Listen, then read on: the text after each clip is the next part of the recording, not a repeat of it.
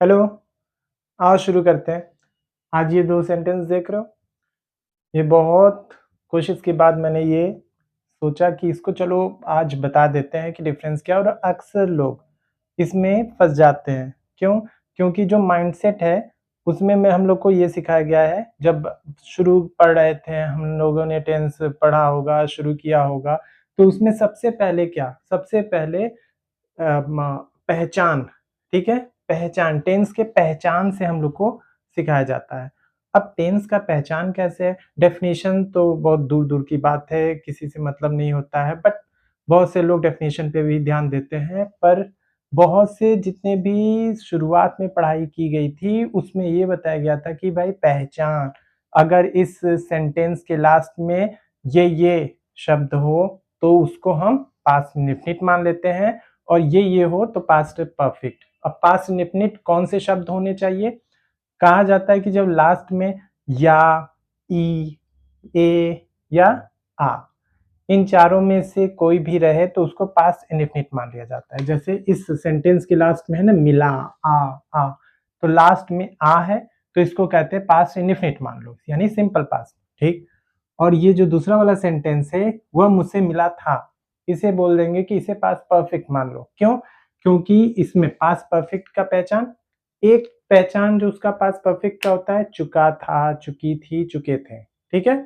और उसमें एक और होता है कि जब लास्ट में या था, ई थी, ये थे या आ था, तो इसके लास्ट में देख लो मिला, आ था, मिला था, आ था, तो आ था की वजह से इसको पास्ट परफेक्ट मान लिया जाता है, ठीक है?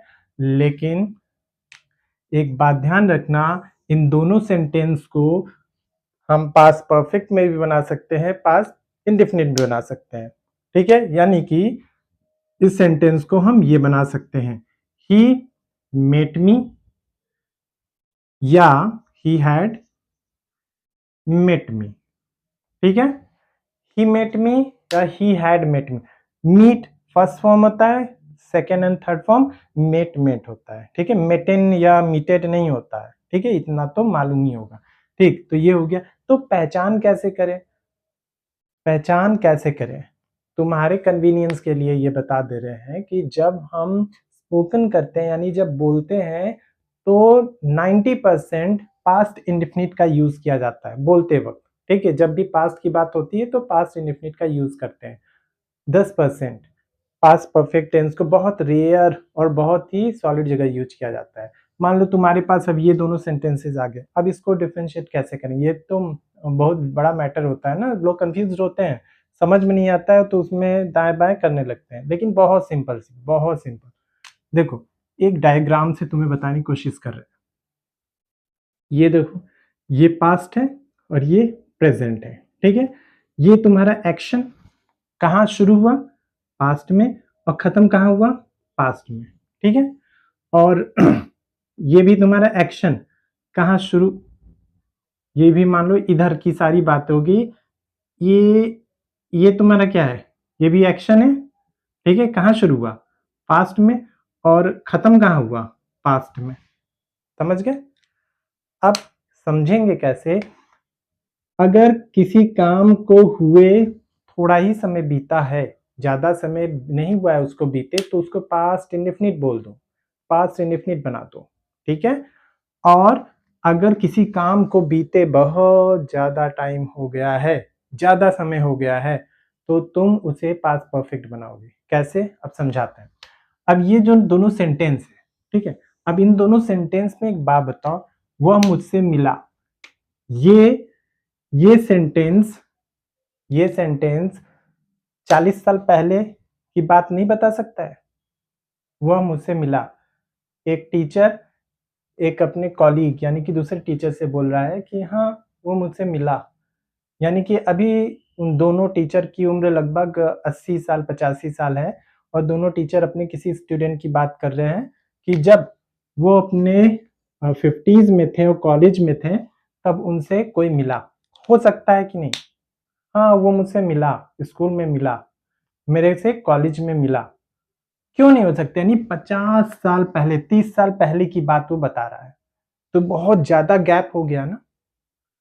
तो अब ऐसे सेंटेंसेस में तुम्हें लगे, ये डिपेंड करता है तुम्हारे नेचर पे भी, ठीक है? तुम्हारी अंडरस्टैंडिंग, नेचर नहीं, तुम्हारी अंडरस्टैंडिंग पे।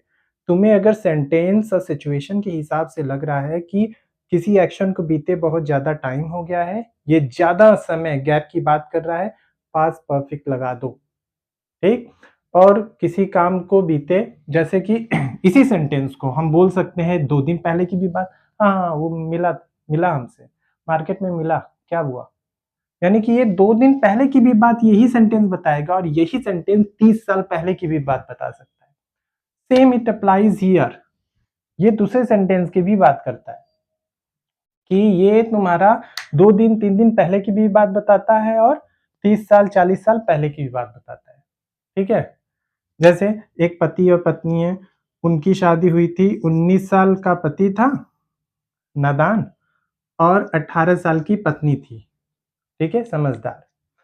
पत्नियाँ समझदार ही होती है ना हमेशा। हाँ, ठीक है। तो ये समझदार, मतलब ये पति, ये पत्नी। अब ये दोनों की उम्र हो गई 85 और 80, ठीक है? कैसे हो गया भाई? एक ही साल इधर, इधर 5 साल, कैसे गड़बड़ है क्या? इधर हो गया ये 85, 84, ठीक? तो पत्नी ने कहा, कब? जब उनकी शादी हुई, ठीक है? जब उनकी शादी हुई तो पत्नी ने कहा कि मैंने तो अपनी शादी में बताया आपको, आप माने ही नहीं। मैंने तो शादी में ही बताया। तो सेंटेंस कब का है भाई? यहाँ पे 85 साल 84 साल होने के बाद ये पति पत्नी बात कर रहे हैं, अपनी शादी जब इस साल, तो काफी लंबा गैप हो गया। वही सेंटेंस यहाँ भी अप्लाई हो सकता है। तो यानी कि चाहे तुम्हारा आ रहे या आता रहे, फर्क नहीं पड़ता है, इसमें कंफ्यूज्ड मत होना कि वो जमाना गया, छोड़ दो कि पहचान आता ई थी, या था ऊ था, लुका था छुपी थी, पुका था पुकी थी, ये ताती तत्ता हुआ हुआ छोड़ दो। तुम्हें समझना है अंडरस्टैंडिंग सिचुएशन।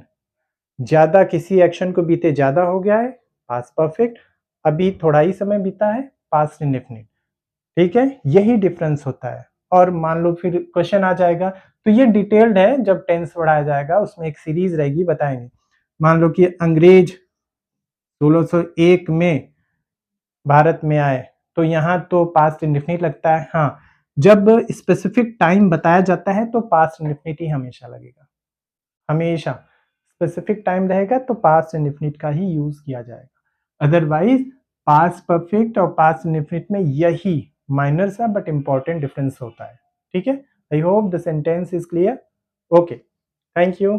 अगर कोई प्रॉब्लम है, कोई समस्या लगती है, कोई कंफ्यूजन अभी भी समझ में आ रहा है, तो कमेंट जरूर करो, देखा जाएगा उसके बाद। Okay, thank you.